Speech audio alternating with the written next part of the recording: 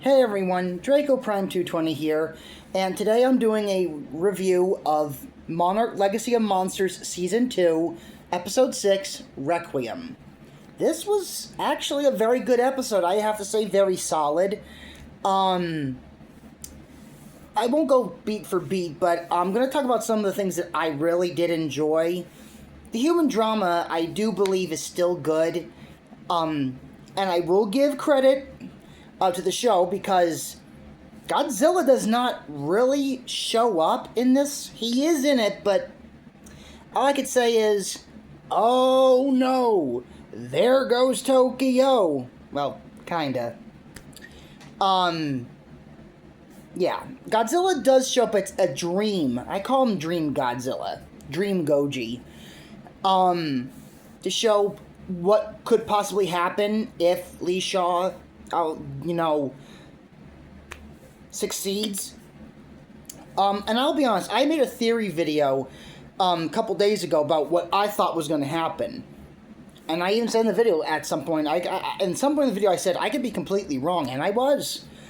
And I have to give the show credit because they're being very gutsy. They haven't revealed the real Godzilla yet. He hasn't actually shown up at all. We've seen most of Kong. We've seen Kong, Titan X, and this is like our first actual time seeing Godzilla, but he's in a dream. I have to give it credit. Like, they're holding back on showing the actual Godzilla. It really does give me Gamera 3 vibes, where, like, in that opening, Gamera shows up, he looks more evil, more monstrous. How he is viewed by Ayana in the movie, like he's Nightmare Gamera, but I do like that. But also, it's also given me the vibes of Terror of Mechagodzilla, because I do believe it was like a little bit over an hour into that movie that Godzilla showed up, so it's kind of like that. And I actually have to give them credit. They're holding back on Godzilla, and it does make sense that he was not seen. They did not retcon King of the Monsters, which is good. Would I have minded seeing Godzilla actually attack Tokyo? No, I wouldn't have minded at all. That would have been kind of cool, but I can honestly say a lot of people who believe in the canon of the Monsterverse would be flipping out by now if that actually did happen. And nice little -1 reference where I think it's a train or an oil tanker that gets tossed. And I noticed this too. A lot of the people did not react the way I would think, because you see something flying like that in an explosion, you're going to scream and just start running. And I have to say, seeing Godzilla, even though it's a dream in Tokyo, Monsterverse Godzilla, that was nice. Because actually, Godzilla in the Monsterverse has not even been to Tokyo at all, which is a bit of a shock. I do like the opening, where it opens up on Skull Island, and Kong, nice little callbacks to Skull Island and GXK, and he notices Kentaro, watching him, and he draws him. And I do like Kong, how he just looks at him, kind of curious, and growls at him, like saying, "Beat it, kid." I actually like that. Look, I get Kong. If someone kept coming into my home numerous times, causing trouble and invading my privacy, I'd be the same way. I'd be not very tolerable of them. But we know at some point that changes when he meets Gia. So, actually, I even think all the characters were good. We find a little bit more out about the Titan X connection with Kate. That, it's like, she's lost, she's panicked, and she's scared, and she's in fear. And is it because she's lost her way to Skull Island, like she can't find her way back? Or is it because she was woken up early? And I'll be honest, I've been feeling bad for Titan X this whole time. She really hasn't been the aggressor. She's been reacting to aggressively to how she's being treated or her scarabs. And I will admit, Kentaro, I understand he's grieving. And he's upset, he's angry, because he did manage to get that bonding time with Hiroshi, his father.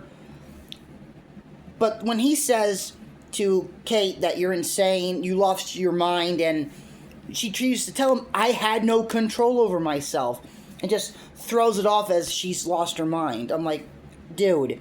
And then he says, what if Godzilla comes to clean up Kate's mess? She had no idea what was going to come through that portal. All she knew is she wanted to get Lee Shaw back. And I'm sorry, Kentaro really, I understand he's going through a lot right now, but seriously, dude, you can't point the blame on her. Like, there is that saying, no good deed goes unpunished, but for him just to throw it off as she's losing her mind, I get a bad feeling that's going to bite him in the butt later on. We got, okay, the 6, so 7, 8, 9, 10.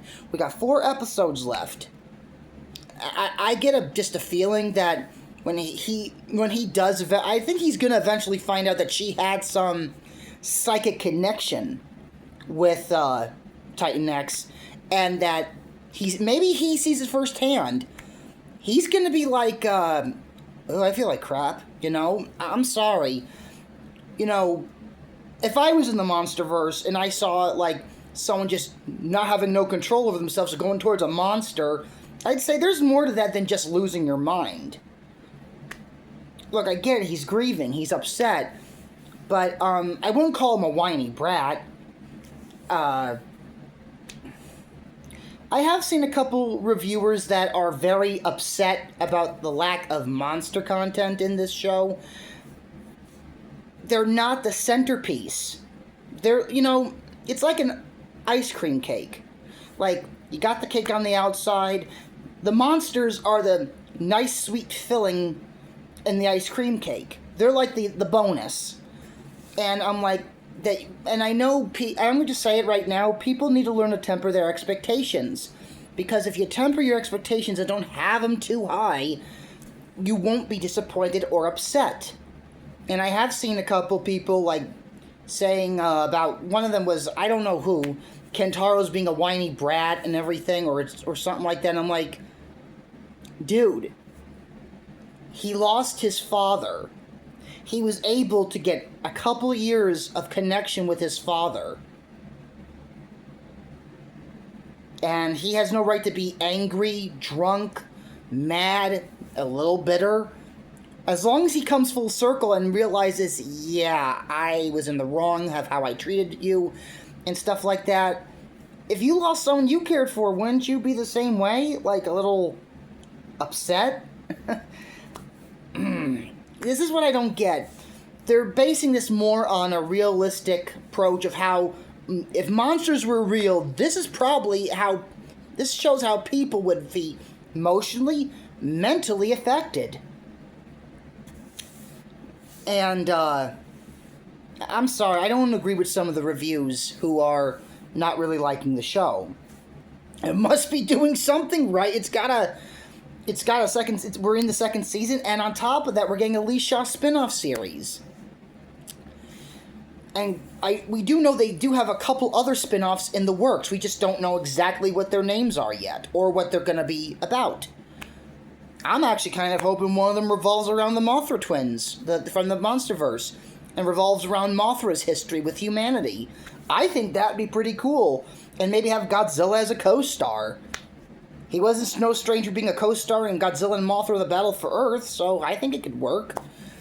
All I ask is at some point, please bring in Anguirus into the Monsterverse, please. A skeleton of a creature like him was teased in King of the Monsters. You just gotta pause it at right point to see it. So, please, Toho, Legendary, if you ever see this video, please bring in Anguirus. Please. And there's also an ex-user by the name of Real Kamunga, and he's trying to get aware of to bring in Kamakiris and Ebera in a possible season 3. He's called Real Kamunga. So if you want to support him, go on X and help him out. Maybe through enough voices, maybe it will be heard and maybe it can happen. I wouldn't mind seeing Ebra and Kamakira's show, but they have not been seen in actual shows or movies since Final Wars. They were meant to be in King of the Monsters, but that didn't happen. Well, I don't know about Ebra, but I know Kamakiris. There was concept art of Kamakiris. I will say I understand Lee Shaw's determination in this episode because he feels now, this Titan has to go, and the whole Dr. Serizawa philosophy of let them fight. But here's the thing. He finds him, he's an old friend from the first season, Dr. Suzuki, who actually has made something new called a Titan, some kind of upgrade version of the Titan phone. And it's not about where to find Godzilla, it's about what time you last saw him. And, I'm gonna be honest, and he's like, they wanted to make them fight each other on their time and their place, their terms. The ignorance of man is believing nature is in our control and not the other way around. Does that sound familiar? And they even say you can't have them sick them on each other like fighting dogs, and you can't control Godzilla. These Titans are more ancient and more intelligent than they could reimagine. Dude, you cannot control Godzilla. He is a living, breathing force of nature. You can't control a tornado, you can't control a hurricane, you can't control a tidal wave, you can't control tsunami or earthquake. Can you avoid it? Like, can you evacuate, get everyone to a safe distance? Yes. Can you save lives? Yes. But you cannot control a force of nature. This is going to end bad because we do know we got 4 episodes left. Godzilla is going to show up for real this time. And I'm telling you what right now, if they try to control where this fight is going to take place, Godzilla is going to literally prove Lee Shaw wrong. And Lee Shaw's going to be like, what have I done? Is that what it's going to take? Like, I don't know. I have no idea how this is going to go, but I know it's not going to go good. Godzilla's not going to allow himself to be told what to do or controlled. We all know that. I am looking forward to the fight between Godzilla and Titan X. I will say the dream sequence was actually very good. I just wish it was a little bit longer. But what the time we got was actually pretty cool. And I think seeing Godzilla actually, whether it's a dream, Godzilla trashing through Tokyo, was pretty cool. And then seeing Titan X show up in the dream, and they were about to fight. I think that was kind of cool. Kind of foreshadowing what could happen if Godzilla they succeed in bringing Godzilla here and calling him. We also do meet Amber Midthunder's character, finally. She was awesome in Prey, by the way. And she's actually the second daughter to, oh my god, I can't remember the guy's name. He's the one who was in charge of Apex and wanted to create Mechagodzilla. And she actually is trying to talk to Kentaro, and Kentaro's like, nah, I don't want to know enough about it. But after the dream he has, and he's at his father's grave, he decides to make a call to her. So, yeah. This episode was really good. I'd say 9 out of 10 for me, because I know it's leading to something big. We know these 4 episodes are going to be crucial. And also, I am very excited to see who this internet-breaking monster or surprise is. They said there's going to be a reveal that's going to break the internet. I don't think it's going to be Ghidorah. I don't think it's going to be Mechagodzilla, because what would be the point? Mechagodzilla has already been known to be in the Monsterverse, and also as King Ghidorah. it's got to be someone we don't know. I'm hoping. But, according to someone on X, someone named The Real Dylan, I believe, who is good friends with KDM, said that this big surprise is going to come in at the final episode. So I'm actually excited to see what happens. I'm actually kind of excited to see who this internet breaking surprise is. I actually say, and also that ending, time travel. This is why you don't mess with things you don't understand, people. This is why you don't mess with things that you don't have a full grasp on. You're just asking for trouble. Because let's just say, have you ever heard of the phrase, talking to yourself? Well, Lee Shaw does. His past self. A message is on his walkie-talkie radio, and it's him when he was younger. What is going on? Now I actually like that because it's now really feeling like an actual. I love the show, but now that they're adding some kind of form of time travel, I like that. I actually do like that to where they're adding things that I remember from either the Heisei or the Showa movies. That's pretty cool. So, yeah. I will be doing a review of episode 7 when it comes out. But I'm going to actually do it, like, the review on a Saturday. Because I know the episodes come out, like, every late Thursday night. But I wait till Friday to watch them because I'm busy during the week. But I will do a review of episode 7. So keep an eye out for that. And if you like the video, like and subscribe.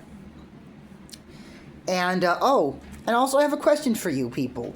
Are you excited for CinemaCon in the next week or so? What are you hoping to hear about Godzilla Minus Zero?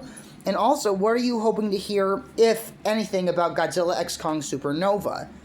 I'm telling you what, I'm excited for Minus Zero. I don't know if we are going to hear anything about Supernova, but hey, at least we know some Godzilla stuff is going to be talked about. So, let me know your thoughts in the comments below, and you all have a very good day. And, can't wait to see what the last 4 episodes have to offer. So until next time, I am Draco Prime 220, signing off.